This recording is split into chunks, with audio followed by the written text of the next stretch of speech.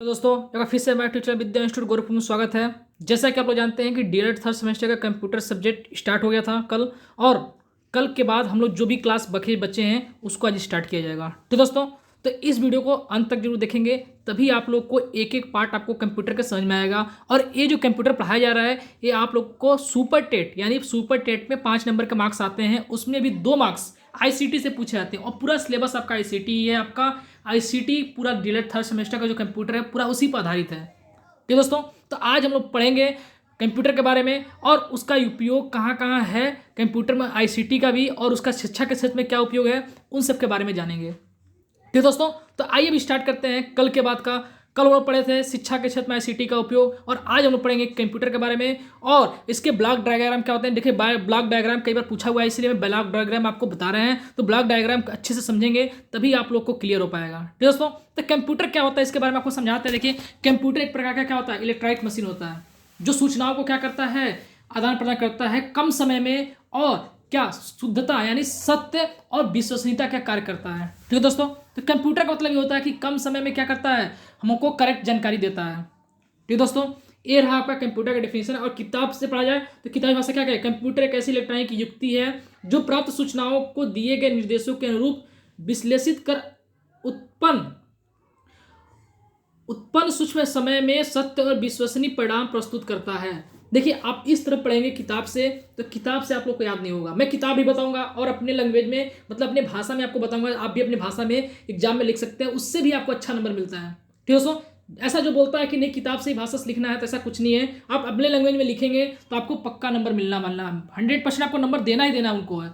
क्योंकि हम क्या करेंगे, अपनी बातों से क्या करेंगे, एग्जामिनर को क्या करेंगे, इंप्रेस कर देंगे, तो वो अपने आप नंबर दे देगा। ठीक है दोस्तों, ये रहा आपका कंप्यूटर का डिफिनेशन हुआ, जिसको इंग्लिश से पढ़ना है तो computer is electronic device machine which is take any raw data under the program and give the mechanical digit with the special and correct. मतलब कि आपको नहीं, स्पीड एंड करेक्ट मतलब आपकी जो गति है, कंप्यूटर की जो गति है वो कम समय में करके और करेक्ट सही डाटा देता है, उसी को लोग क्या कहते हैं, कंप्यूटर कहते हैं। तो दोस्तों तो कंप्यूटर की क्या क्या मेन विशेषताएं हैं, कैरेक्टरिस्टिक ऑफ कंप्यूटर्स। देखिए कैरेक्टरिस्टिक मतलब विशेषताएं होती हैं, तो कंप्यूटर क्या क्या विशेषता होती है। देखिए हाई स्पीड होना चाहिए, एक्यूरेसी अच्छी होनी चाहिए। ठीक है दोस्तों, और रिलायबिलिटी मतलब विश्वसनीयता, कि वो एकदम विश्वास पात्र हो कि मतलब ये सही एकदम डाटा दिया जा रहा है, उसको बोलते हैं रिलायबिलिटी। ठीक है, और हाई स्टोरेज कैपेसिटी मतलब इसमें स्टोरेज जो होनी चाहिए बहुत हाई होनी चाहिए। ठीक है, पहले बोलते थे जीबी एमबी बोलते थे, पहले एमबी आता था, एमबी से फिर जीबी से क्या हो गया है आपका टीबी में टेराबाइट बोलते हैं। जो आप लोग को कंप्यूटर जितने आते हैं आप टीबी में आते हैं, 1 टेराबाइट 2 टेराबाइट टीबी बोलते हैं। ठीक है, इस तरह से आप लोग का स्टोरेज का ज़्यादा होना चाहिए। और देखिए उसके बाद ब्लॉक डायग्राम आता है कंप्यूटर का। देखिए कंप्यूटर का जो ब्लॉक डायग्राम है हम इस पर चर्चा करेंगे। देखिए हम बता रहे हैं आपको जो नोट्स में बनाया हूँ, स्पेशल नोट्स है कंप्यूटर के लिए, और इसमें कम समय में आपको बताया जा रहा है, नहीं तो हम आपको डिटेल में बताते तो बहुत टाइम लगता पढ़ाने में, इसीलिए हम कम समय में आपको समाप्त कर रहे हैं। और नोट्स आपको टेलीग्राम आज डाल देंगे, कल नहीं डाल पा रहे थे क्योंकि हम सोचे थे कि 1 यूनिट पूरा कंप्लीट हो जाए, तो एक एक यूनिट का आपको डालते रहे। अब कल से एक एक यूनिट एक एक चैप्टर पढ़ाएंगे, और उसी का एक एक यूनिट का आप लोग क्या करेंगे, पीडीएफ प्राप्त कर लीजिएगा टेलीग्राम से, व्हाट्सएप ग्रुप से, जहां से भी आपको अच्छा लगता है वहां से प्राप्त कर सकते हैं। ठीक है दोस्तों, तो आइए कंप्यूटर का जो ब्लॉक डायग्राम है उसको समझते हैं क्या होता है। देखिए कंप्यूटर का जो ब्लॉक डायग्राम है वो एक सीपीयू की तरह काम करता है। ठीक है दोस्तों, सीपीयू को क्या करते हैं, हम निर्देश देते हैं, कोई निर्देश देते हैं तो निर्देश क्या करता है, सीपीयू में क्या होता है, एएलयू अर्थमेटिक लॉजिकल यूनिट होता है, वो क्या कैलकुलेट करता है सब कुछ कि कितना उसका स्टोरेज है, रैम कितना है, सब देखता है। और उस जो सूचना को मिलती है, जो डाटा मिलता है मुझे, उससे क्या करता है, कैलकुलेट करके मतलब अपना जो कार्य करता है मेमोरी मेरी मतलब रैम जो कार्य करता है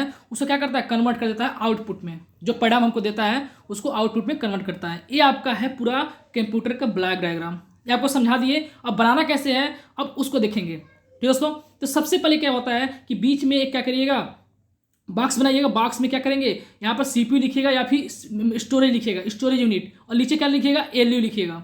ठीक है दोस्तों, इसको बोलते हैं, देखिए हम समझाते हैं आपको। ये देखिए यहाँ पर क्या लिखेंगे, डाटा लिखेंगे, जो डाटा हम लोग दे रहे हैं, जो सूचना दे रहे हैं, इनपुट देंगे। इनपुट को यूनिट किसे कहते हैं, इनपुट होता है मतलब हमारे कीबोर्ड के द्वारा दिए, माउस के द्वारा, मतलब कुछ भी मतलब सूचना हम देते हैं उसको क्या कहते हैं हम लोग, इनपुट यूनिट बोलते हैं। और जो हमको आउटपुट देता है मतलब जो हमको परिणाम देता है उसको क्या बोलते हैं, आउटपुट यूनिट बोलते हैं। तो दोस्तों ये एक डायग्राम बनाया जाता है कि ऐसे ऐसे कार्य करता है। अब देखिए स्टोरेज यूनिट दिया है, स्टोरेज यूनिट 2 प्रकार के होते हैं, एक होता है प्राइमरी, एक होता है सेकेंडरी। दोस्तों प्राइमरी में क्या होता है आपका, प्राइमरी स्टोरेज में जो मतलब हम लोग का मान लीजिए कि कोई जैसे मान लीजिए रैम है, रैम में क्या होता है कि आपका जो डाटा है, मान लीजिए आप कोई कार्य कर रहे हैं कंप्यूटर पर, कार्य कर रहे हैं और आपकी लाइट चली गई, ठीक है दोस्तों, तो लाइट चली गई तो वो डाटा क्या होगा, वो सेव नहीं हो पाएगा, वो ऑटोमेटिक क्या हो जाता है, डिलीट हो जाता है। लेकिन सेकेंडरी स्टोरेज है, जैसे मान लीजिए आपका पेन ड्राइव हो गया, आपका हार्ड डिस्क हो गया, वो स्टोरेज जो सेकेंडरी स्टोरेज होता है उसमें क्या होता है, आपका डाटा सेव होता है और उसको ओपन करके हम लोग क्या करते हैं, कार्य करते हैं। लेकिन यदि डाटा यदि लाइट भी चली जाती है, कंप्यूटर बंद भी होता है, तो वहाँ से डाटा डिलीट नहीं होता है। तो दोस्तों यही प्राइमरी सेकेंडरी स्टोरेज में यही फर्क होता है और कुछ नहीं है इसमें, ठीक है। और दूसरा होता है देखिए कंट्रोल यूनिट। देखिए पहले क्या होता है, डाटा हम भेजते हैं यहाँ पर, उसके बाद क्या करता है प्राइमरी मेमोरी क्या करता है, प्राइमरी मेमोरी क्या करता है, कंट्रोल यूनिट को देता है। कंट्रोल यूनिट के बाद अर्थमेटिक में, देखिए यहाँ पर अर्थमेटिक से जुड़ा होता है, ALU बोलते हैं इसको, ALU पढ़े होंगे आप लोग बचपन में, कभी क्लास नहीं होते, अर्थमेटिक लॉजिकल यूनिट जिसको बोलते हैं, ठीक दोस्तों। अब पूरा जो डायग्राम होता है इसको क्या बोलते हैं, CPU बोलते हैं, सेंट्रल प्रोसेसिंग यूनिट बोलता है, ठीक दोस्तों। देखिए आपको धीरे धीरे समझ में आएगा, एक एक बात समझ में आएगी, लेकिन अभी हम आपको मोटी मोटी बातें बता रहा हूं जिससे आप लोग को एग्जाम में आसानी से लिख सकें।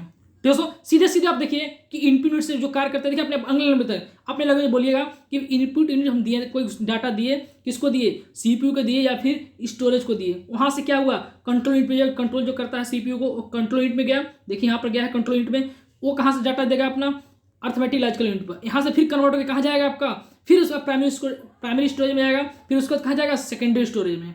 दोस्तों यहाँ से पूरा कैलकुलेशन जब इसका हो जाएगा, कार्य होने के बाद क्या करेगा, आपको परिणाम देगा, जिसको हम बोलते हैं आउटपुट यूनिट। तो दोस्तों ये रहा आपका ब्लॉक डायग्राम किसका, कंप्यूटर का।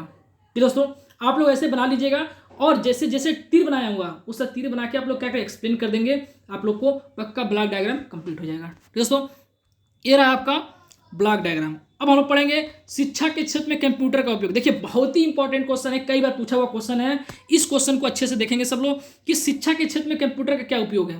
देखिए बहुत सारे बिजनेस में उपयोग होते हैं, आपको कंपनियों में उपयोग होते हैं, स्कूलों में उपयोग होते हैं, तो इसमें हमको शिक्षा के क्षेत्र में, जैसे स्कूल का हो गया, आपके कॉलेज में हो गया, और आपके पढ़ाई में हो गया, स्टडी में जैसे ऑनलाइन स्टडी कर रहे हैं, उसका महत्व बताना है दोस्तों। तो सबसे पहले हम देखेंगे कि शिक्षा के क्षेत्र में सबसे पहले क्या होता है, शिक्षा प्रशासन क्षेत्र में बहुत उपयोग है। जैसे मान लीजिए छात्रों के अभिलेखों को रखने के लिए, मतलब मान लीजिए आपका हाई स्कूल इंटर का जितना मार्क्स है वो ऑनलाइन क्या एक सिस्टम बना दिए, वहाँ पर क्या किया, आपका डाटा लिख के, मान लीजिए मेरा नाम अखिलेश पटेल है, तो क्या किया, अखिलेश पटेल का डाटा वहाँ पर रख के क्या करिए, सारा मतलब डाटा रख दिए A to Z, मतलब आपकी पढ़ाई हाई स्कूल से इंटर तक के जितने भी मतलब आपको स्टडी किए हैं सब कुछ डाटा वहाँ पर रख दिया जाएगा। आपका पता है, आपके पापा का नाम है, फादर माता का नाम है, जो भी है सब यहाँ पर वो कर देंगे, क्या करते हैं, सेव कर लेंगे। दोस्तों दूसरा क्या होता है, वित्तीय व्यवस्था करने, मतलब मान लीजिए आपको फीस कितना जमा हुआ, कितना जमा नहीं हुआ, और आपका फीस कितना बाकी है, कब तक जमा कर सकते हैं, उसको बोलते हैं फाइनेंस। फाइनेंस व्यवस्था को जो करने के लिए आपको कंप्यूटर का बहुत महत्व होता है, ठीक है दोस्तों। तीसरा देखिए, जैसे इसका मतलब यही है शिक्षा प्रशासन, मतलब जो आप लोग का कॉलेज या मतलब कहीं पढ़ते हैं या फिर कुछ कार्य कराते हैं, तो वहाँ पर क्या होता है, प्रशासन होती है, शिक्षा के क्षेत्र में प्रशासन वही सब काम करता है, सब देखता है कि छात्रों को डाटा कहाँ रखना है, उसका पैसे कितना है, कितना फीस जमा हुआ, कितना नहीं हुआ, इन सब के बारे में रखा जाता है। तीसरा देखिए क्या कह रहा है, छात्रों को उपस्थिति तथा शिक्षकों के अवकाश से संबंधित आलेखों को, फाइलों को सुरक्षित रखने का कार्य करता है। पहले क्या होता है, कागजी कार्रवाई होती थी, लेकिन अब ऐसा नहीं है दोस्तों। अब ऐसा है कि छात्रों को उपस्थित क्या हो रहा है, अब थंब से हो रहा है, थंब से भी होने लगा। अब कभी कभी देखे होंगे किसी किसी कॉलेज में क्या होता है, थंब से भी आपका अटेंडेंस होता है, तो दोस्तों। और जो फाइलें होती हैं शिक्षक की वो भी अब ऑनलाइन रखा गया है, ठीक दोस्तों। जैसे आप लोग देखे होंगे कि आप लोग जितने भी क्या बोलते हैं इसको, प्राइमरी के जो टीचर हैं अब क्या हो गए हैं, इन लोग का ऑनलाइन सिस्टम सब कार्य हो रहे हैं, ठीक दोस्तों। तो ऑनलाइन सारा इनका डाटा जाता है किसको, SCRT के पास जाता है, ठीक है। वही से बताया गया है कि छात्रों की उपस्थिति और शिक्षकों की अवकाश संबंधी जो मतलब छुट्टियां होती हैं या फिर कोई कार्य होता है, तो सारा फाइलें क्या होती है, ऑनलाइन सिस्टम कंप्यूटर में सेव की जाती हैं, ठीक दोस्तों। अब हम लोग देखेंगे आगे देखिए, जैसे हम बताना अभी कि सेंट्रल जो CU था, ALU, जैसे मान लीजिए यहाँ पर दिया था, सॉरी यहाँ पर था क्या था, प्राइमरी मेमोरी, प्राइमरी स्टोरेज, ठीक दोस्तों। जो ब्लॉक डायग्राम बनाया गया था उसी देखिए सिंपल फॉर्म में लिखा गया है कि जो इनपुट है, इनपुट में क्या किए हम लोग, कोई डाटा दिए दोस्तों, इनपुट में क्या किए हम लोग, डाटा दिए। देखिए यहाँ पर एक मिनट दोस्तों, इसको मैं दिखाता हूँ आप लोग को। देखिए ये बनाया हुआ, देखिए 60 ट्रिक है इसका। इनपुट में कोई डाटा दिए तो CPU क्या करेगा, इसको प्रोसेसिंग करेगा, मतलब अपना कार्य करेगा, उसके क्या करेगा, हमको परिणाम देगा, यानी आउटपुट देगा। तो CPU का फुल फॉर्म क्या होता है, सेंट्रल प्रोसेसिंग यूनिट होता है, ठीक है दोस्तों। ये रही आपके पास शॉर्ट फॉर्म में, देखिए शॉर्ट फॉर्म ऊपर सबसे लिखे रहेंगे, वहां से आप लोग देख सकते हैं। अब आगे देखिए, अगला क्या कर रहा है, शिक्षण परिस्थितियों में। देखिए शिक्षण मतलब जो हम लोग पढ़ाया जाता है पढ़ाई में, उस समय क्या क्या होता है। देखिए छात्र के पंजीकरण के लिए पूर्व प्रशिक्षण की व्यवस्था करना चाहिए। ठीक दोस्तों, दूसरा क्या है आपका प्राप्तांकों एवं प्रशिक्षणों का प्रयोग में लाना। मतलब कि आपका जो प्राप्तांक है, जो मतलब आप एग्जाम दिए हैं उसका जो प्राप्तांक है उसको क्या करें, कंप्यूटराइज काम कर सकते हैं। दोस्तों नए पाठ्यक्रम के विकास के लिए देखिए नए जो पाठ्यक्रम आते रहते हैं वो क्या करें, अपलोड कर दें कंप्यूटर पर, तो वहां से आप लोग क्या करेंगे, आप लोग पढ़ाई कर सकते हैं। दोस्तों तीसरा देखिए, तीसरा बहुत इंपॉर्टेंट है, अनुसंधान कार्यों में, मतलब रिसर्च के क्षेत्र में। देखिए बहुत सारे क्या होते हैं, स्टूडेंट होते हैं जो रिसर्च कर करके क्या करते हैं, नए नए टेक्नोलॉजी यूज करके क्या करते हैं, अपना कार्य आसानी से कर सकते हैं। तो दोस्तों उसके बारे में है, आप लोग देखिए हेडिंग यदि आपको याद हो गया, मतलब यदि समझ गए हेडिंग, तो आप लोग को कुछ लिखने की जरूरत नहीं है। अनुसंधान कार्यों में बस हेडिंग याद कर लीजिए, हेडिंग बस जान गए तो आपको अंदर लिखने की कोई जरूरत नहीं है। आप लोग अपने मन से बना के लिख सकते हैं, और देखिए आपको रट्टा नहीं मार सकते हैं, क्योंकि एग्जाम में आपके पास टाइम नहीं होगा कि रट्टा मार के वहां पर सोचें कि वही होगा कि यही होगा, कंफ्यूजन हो जाएंगे। तो आप लोग हेडिंग जरूर याद कर लीजिए, हेडिंग आपको कार आ सकता है। ठीक है, इसमें क्या है, इसके द्वारा विशाल प्रदत्तों के विश्लेषण कुछ घंटों के लिए हो जाता है और कंप्यूटर द्वारा प्राप्त परिणाम शुद्ध होते हैं।